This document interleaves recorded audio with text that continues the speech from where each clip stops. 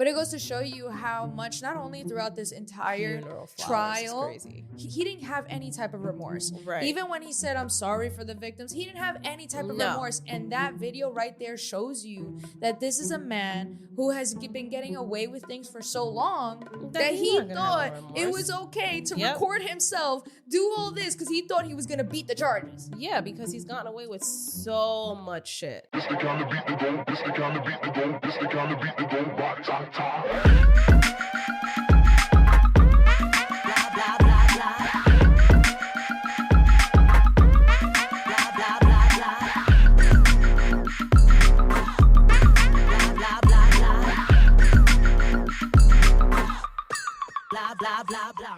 Welcome back to another episode of the Petty Headquarters. I'm your host, Tiana Locke, and this is Jessie Strange. And we are back at it again with another episode. And this time we are coming to you in regard to Diddy's The Reckoning documentary part 1, y'all. I know. I'm really excited to talk about this because there's 4 parts, an hour each. Jesus. And it's just...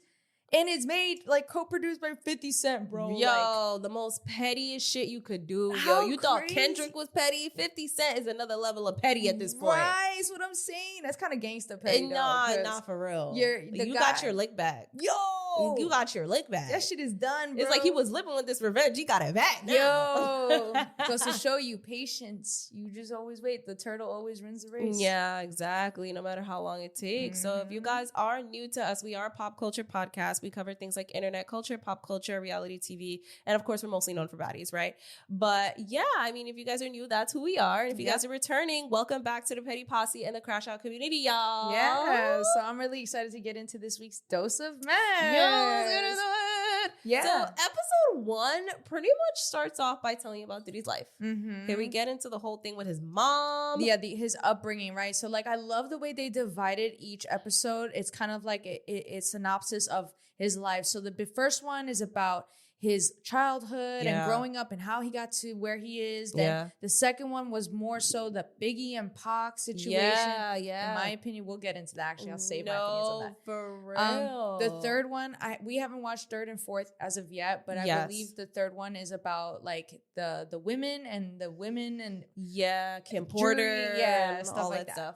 I don't know about part 4. I haven't heard about part 4. But I'm excited to get into this because, yes, we find out, like, I mean, whatever. We kind of knew a lot of information about, I mean, I personally knew. You personally knew a lot of information about Diddy already. So it was cool to kind of get more of a deeper insight into his life. Because I already knew that he was never from, like, he was from Harlem, but it wasn't long enough to say you're from Harlem. It's literally like saying you were born there and immediately left.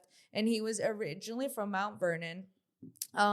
He, you know, had a father who was shot in Harlem, and the father was clearly involved in some shit. Right. Because his mom, we find out that his mom was also, you know, she worked like 4 different jobs. Yeah, 4 different jobs and did like night work. Right. She said that she worked after hours, which he didn't know about at the time, but obviously he was older. She basically opened up about that on the show. And what I just thought was very interesting was before we even get into his life, we get footage of him in the hotel. Oh, yes. Trying to fight this case. So he's on the phone going back and forth with his lawyers. And I'm just like wondering, like, who the hell was recording? And did he consent to this? Because it's giving he obviously consented to being recorded. And did he think he was going to get away with this? And that's why he consented to this? That's exactly what happened. So he thought he was going to get away with it. He was filming a documentary on his process, and what ended up happening was he did not pay the people that he filmed. No. And that's why they sold out to Netflix. Yes. No, that's what happened? Yes, he didn't pay them. No. Yes, so it's crazy.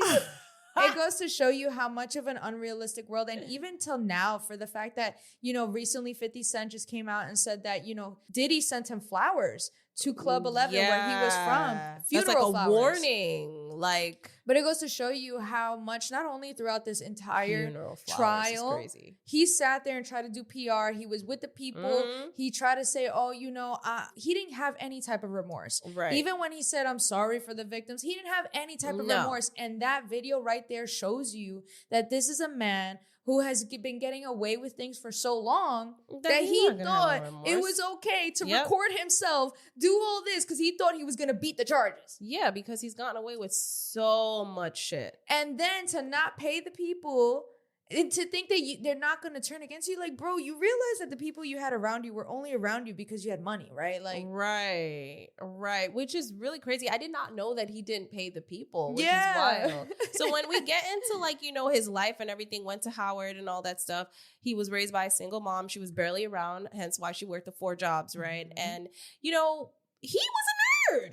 He was not a gangster. He was not hard. He had like, what's the pinhead shape? Yeah. He had a pinhead shape, and we do come into the conversation of him getting into fights and how when he got into fights, he played dirty. Yeah, he would do anything to win. Biting the ear, doing anything. And it went back to his childhood of just kind of getting beaten by his mom, and the beatings were bad whenever he got them. They were not normal, disciplinary beatings. And we're all getting this information, and I didn't mention, by Kirk Burroughs. Kirk Burroughs was a childhood friend. This is someone that he grew up with, right? Yeah, he grew up with, but also was his friend. So it goes to show you again how money really does, when you stop funding these people, or it's interesting that Kirk Burroughs is talking about it now. I do appreciate his insight, because I feel like he really fucking brings a lot of what we know to light, right? Because he was there. He's seen this kid since he was a young guy. Everything. They were kids. Right. And then through Kirk, we find out his lifestyle, his family, when he would go over the house, it was not normal. The shit that Janice had him watching, listening had him watching, all exactly. That. Was all influential, almost like that party pimp vibes, that street lifestyle. Yeah, and given how the father passed away, right? We will just assume that he was involved in some type of activity to get shot. Exactly. Yep. But, Kirk is his name, right? Yeah. He does bring up a point where Janice was very hard on him, which is the name of his mom, that she was hard on him because she said, quote, that she's not raising no, sissy. Mm-hmm. Don't even quote me, but she basically said that she's not raising no bitch. Yeah, pretty much. She's raising a man, and just hearing those type of words, you already know what kind of environment exactly that he was grown up in. Well, it goes to also show you that the monster wasn't born just because he was born a monster. You were taught that from young, and you can tell how young. Right, because she used to throw all these parties, and now he's throwing parties, and he would be around when she's throwing. He'd be around and everything, and they'd be dancing for people at the parties. And I'm just y'all are just exposing these kids to all this stuff. They should be in bed. They should not be up while you're having all these notable people come to your house. Exactly. And how she knew these people too. You knew she was involved in some shit. Yeah, because NBA players showing up to your party, bitch. They only go in because of other things than just they like you. Yeah, you're after hours. I'm pretty sure she was doing some shit. Mm-hmm. I don't know if it was escorting or even dancing, stripping, whatever it was. She was involved in some shit. Right. She had to make money. Right. And she knew how to make it because she said guys would give her tips when she would flirt with them. So Mm-hmm. she did that. So I'm pretty sure she knew how to play that type of game. Exactly. And so we get a little background of the type of person Diddy would was raised by, and then we also see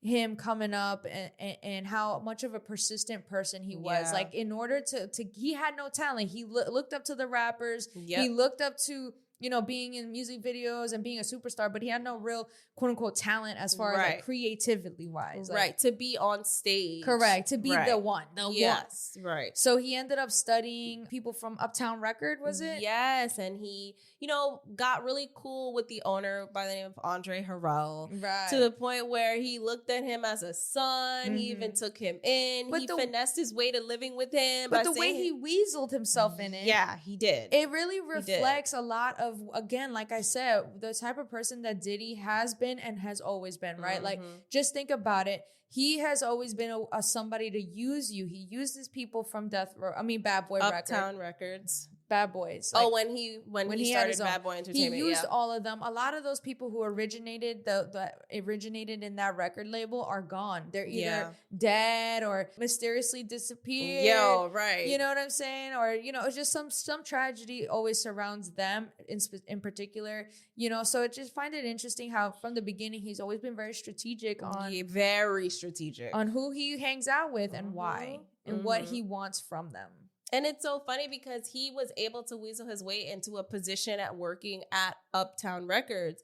And Andre saw that he had talent in terms of managing different artists, in terms of like styling. I called him a brand baddie because I was like, wow, he was really a brand baddie. Like he knew how to create a brand from scratch. And that's basically what he did with the talent that they did sign. Yeah. With Mary J. Blige, with Jodeci. Like, Jodeci was one of the boy bands that they talked about in this documentary, how he designed their clothes. He picked out their clothes. Like, he did everything from the photo shoot, how they would pose, like all of that marketing and branding he just did. And he basically knew what would make a hit. Yeah, exactly. So a lot of their songs made hits. So that's how he was also getting noticed. But even before this, on the side, he threw parties on the side. Yeah, he was a promoter. Yes. And he promoted his own parties that he threw to make some money on the side. And, that's when we also get into the conversation of Joy Dickinson, where, we find out that, he and her were cool. He invited her to some music video, but then he threw a party and she helped him clean up. That was this episode. That's right, Joy. Yes. And then she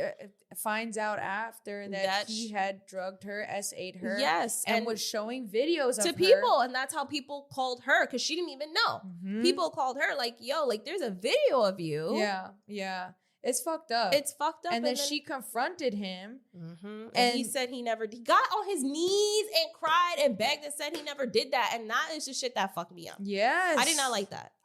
I was like, wow, for you to act like that. And of course, back then he looked like a pussy ass bitch. Right. So you don't even know what to believe. Like, you're manipulating the shit out of me right now, because right now, you're powerless. That's why you're getting on your fucking knees. You're groveling like a bitch right now. But do you think he was doing that? The bigger he got, the more powerful he got? And no. It's funny because Kirk talks about how, he wonders if Diddy had got that from a lot of when he was working at the rooftops, these pimps would come with their bitches and would like, basically do the same thing and get fellatio in front of people, embarrass them, show videos. And he learned that and loved to see how powerful and looked up to these men, going back to, again, that absent father. Toxic masculinity. Right.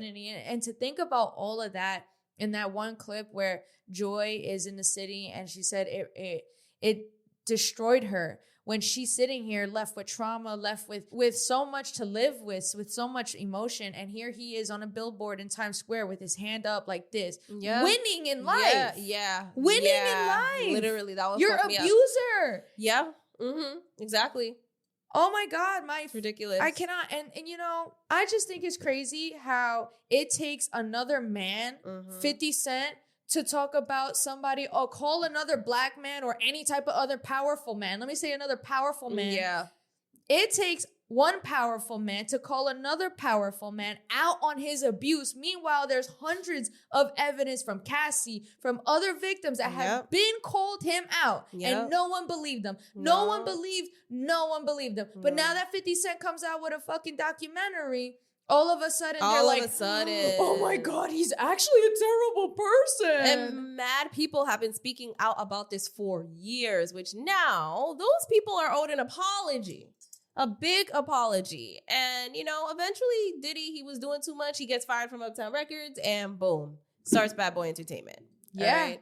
And it's just really fucked up that with Joy, even her parents wrote a letter and didn't hear shit back. That letter was really sad. It was sad and it was detailed as fuck. She said she just found this not that long ago. Yeah. Can you like she never even read that? Yeah. Like that's so fucked up, yo. And that's what hurts me. Is that, there's been women who have been speaking out for a long time and they were just like, oh, you just want his money. You just want his money. So it takes another powerful black man, businessman to call him out for y'all to really believe. That's that internal misogynistic shit that we talk about. Yeah, 100%. Crazy. And you already know, like, I already came for the people talking about, oh, they're just trying to tear a black man down. No, shut the fuck up. He's evil, clearly. All right? this is what happens when you have too much fucking power. Mm-hmm. You don't know how to deal with that. And that's what we see that example. So it's just really fucked up. It really is fucked up. My heart goes out to all the victims. But yeah, like, do you have any more thoughts on episode 1? This was just like this is just episode 1, so I can't even imagine how, like, I know we already saw part 2. So my heart, but what also happened in episode 1, which was a huge deal, was when he threw that celebrity basketball game and it ended in a fucking tragedy because everybody was trying to come in and then everybody got trampled. And I think that's the first time people are starting to notice, okay, death follows you at this point. Yeah, I don't think they noticed that. I think, well, I mean, I noticed that people were side-eyeing him. Yes. Now, after seeing everything, it's like, oh, looking back at that, was that like the first indicator that, wow, you are a violent man or death is going to follow someone like you? Because obviously you did this out of the goodness of your heart, right? And also for the exposure for yourself. And it would have been great if it went down great, but it didn't. There wasn't much security. Everybody got tried. People died. Right. People died. And seeing that was like the first instance of death being around you kind of like foreshadowed that death is going to be around you. And clearly we see that as they show us Tupac and Biggie and showed the tension between Tupac and Diddy and all this stuff. And we get that in episode 2, where now there's this whole speculation that Diddy is behind Tupac's and Biggie's death with the whole bullshit between Death Row Records and Bad Boy Entertainment. So yeah, that's all I got to say about it. Yeah, and just to touch on what happened at that event, I think it's fucking crazy and creepy that, like, you know, it's the fact that they say it was after this tragedy that really made Diddy famous. Like, think about that. Like, you know when they talk about selling your soul, how you have to sacrifice things. The same thing with Travis Scott and Astroworld. Yeah, right? Like that's what it felt like. Yeah, well, that was the original. Yeah, that was the original. Like, you know what I'm saying? So it's like interesting because it's like the more death followed Diddy, and the more people he sacrificed, the more powerful he got. Yeah. It's really fucking freaky when you look back at it now. Obviously, people back then weren't even thinking like that. And also social media wasn't around enough to even have other people who probably maybe side-eye Diddy to have an opinion and be seen by other people. You know what I'm saying? Yeah. And even going back to that, Joy, when she spoke out, they were like, I'm not going to say anything because I'm not going to be invited to his parties. That shit was fucking sad. And it was just the parties. It wasn't even as big as the mogul that he became. It was just the parties. So, yeah, imagine that. Fucking crazy, bro. It's fucked up, man. So fucked up. The whole situation is fucked up, and it gets even worse and it gets darker. And the fact that 50 Cent was sent funeral flowers is outrageous to me. It's really crazy, but I also find it very, like, poetic that it wasn't even 50 Cent that it wasn't a hit piece. Like, 50 Cent didn't have to say anything, bro. Diddy recorded it himself. That's what was confusing to me. He told on himself. That's how much of a narcissistic person you are. Yeah. Yeah, literally. That's how much you've gotten away for so long. And just imagine how fucking terrible he must feel right now. Like, you're so down. He has a pardoning case coming up next year. You know how terrible this is for his pardoning case, for his PR. He really thought he's gonna beat these charges. Just imagine your enemy, the one that denied you the shopping spree, sat there and conducted this in this Netflix series and you're sitting there rotting in jail and can't do nothing, being as power, coming from that much power to being there, not being able to do anything. There are rumors, because 50 Cent met with some people. He went on some interviews. There are rumors to say that he purposely interviewed with one specific news channel because that was the only specific channel that was showing in his prison. Just so he could see it. No. Yes. He is ultimate petty. If that's true, no, that's for real ultimate though. petty. From what we've seen, how he be moving, how he be acting, he been petty. Did you see the Good Morning America interview? No. He was so petty in there too. Oh my God. Wait, wasn't that the one when he was in the suit? Yes, that's the one. And he was like, and they specifically asked him and said, how do you think Diddy's gonna feel about watching this documentary? He said, he's gonna think it's amazing. Like, what are you talking about? Yeah, he's petty. The director being a woman, I also think is a very fucking powerful choice. And I really appreciate 50 Cent for doing that, bro. Because it's like the women have tried to bring awareness to this situation for so long, and they were just, you want his money. But think about it, and this is what I was saying, 50 Cent being, the man that calls out another man. But another powerful man. Right. True. Because even if he didn't have power as a man speaking out, I don't think it would have went That's true, because look far. at what happened to Rod. Right. Exactly. This is true. So another powerful man calling him out, I think, and then having a woman next to him direct it, I think is a beautiful choice. I think it's very calculated.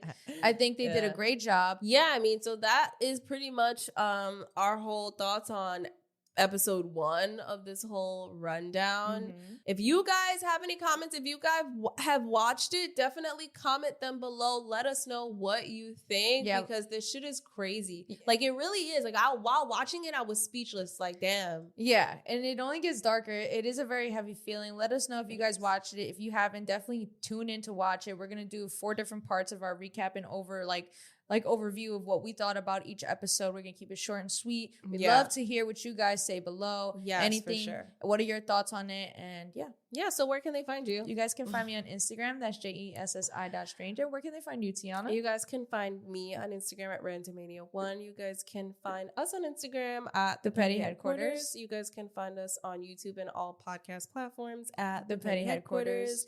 We release episodes weekly, y'all, so tap in. And with that being said, this was your weekly dose of mess.